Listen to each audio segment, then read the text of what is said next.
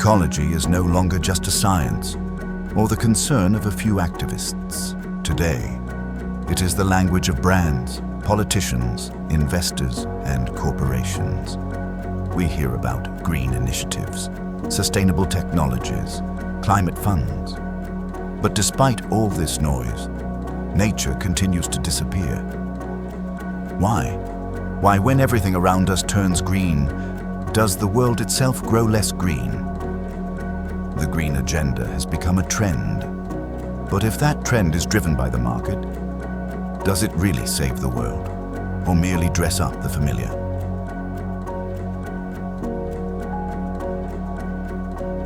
Ecology has gone from passion to profit. Green packaging, climate reports, bio and eco labels, all have become business tools. Sometimes from a genuine desire to change, more often as a way to meet expectations.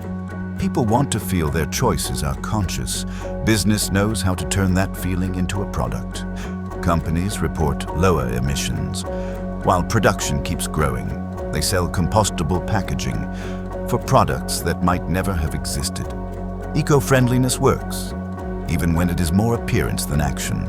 Thus, an entire industry is born where what matters is not what you do, but how it looks, and where even a good idea becomes a commodity.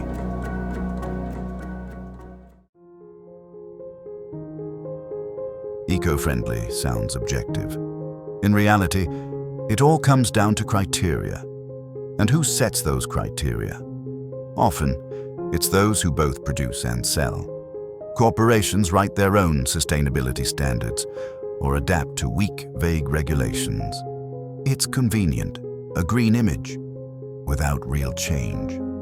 You can offset emissions, not by reducing them, but by shifting them elsewhere, where no one asks or sees. You can label a product bio, even though it travels the same route, in the same packaging, with the same footprint. You can talk for hours about recycling, and forget why we produced so much excess. In the end, you can debate ecology for hours, and not say a word about what really needs to change. When the market sets the standards, green does not always mean natural.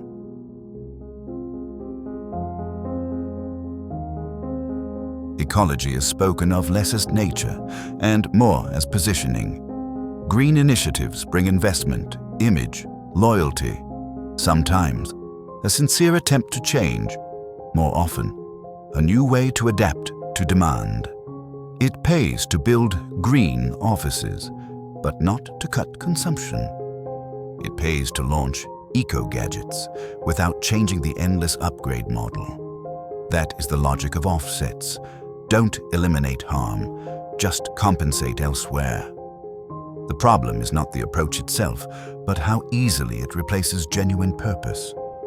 Ecology is not accounting, it is the boundary between what Earth can still bear and what it cannot.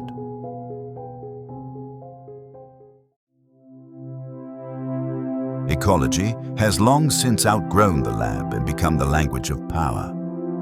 The Green Deal is part of strategic plans.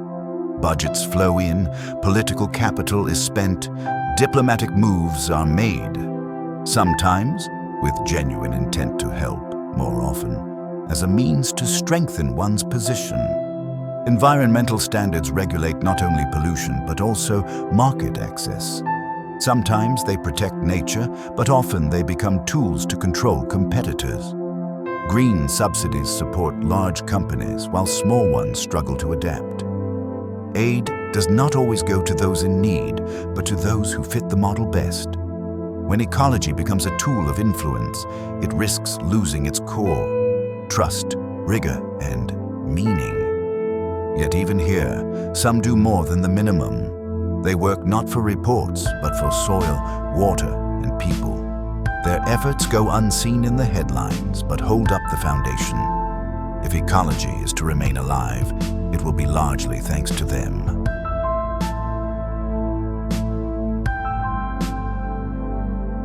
The green agenda grows louder, but not every voice is heard. Emissions, carbon, investment, these dominate the center. access to clean water, poverty, inequality, health. These whisper at the edges, yet they are the foundation. Without them, everything else loses its meaning. Not everyone can afford to be eco. For some, it's a style. For others, an unattainable luxury. New technologies are discussed by their creators, while those who live with their effects are asked far less often.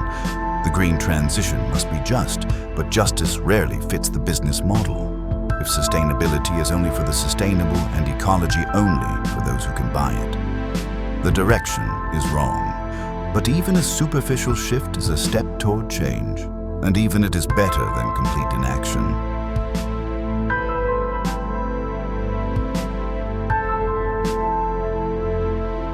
Ecology is not a logo and not a slogan.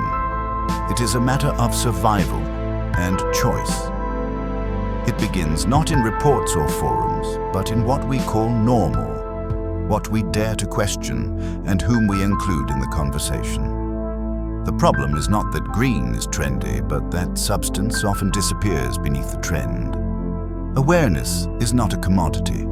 Ecology is not a showcase. It is a choice. In our habits, in the systems we live in, and can shape not with grand gestures, but one step at a time, alongside those around us, with what we have. Nothing we do is perfect. Sometimes awkward, sometimes off target. But worse than anything is doing nothing.